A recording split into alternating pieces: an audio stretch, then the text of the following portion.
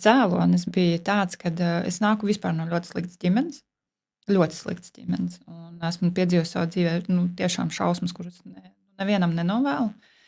Un, kad man pēdējo reizi, kad mamma bija normāla un nebija alkoholiķa, es atceros, kad man bija 12.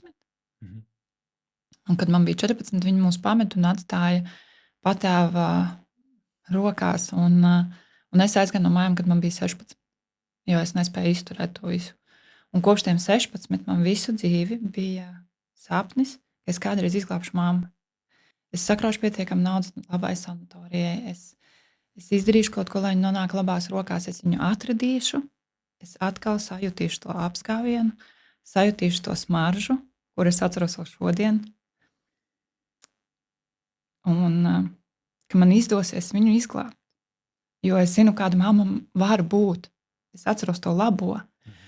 Un viss tas alkoholisms, tas jau bija dēļ tā cilvēku, ko viņa sastapa. Viņa bija ļoti labs cilvēks. Ārkārtīgi mīļš cilvēks. Un tas tūlīt nomierinās. Droši.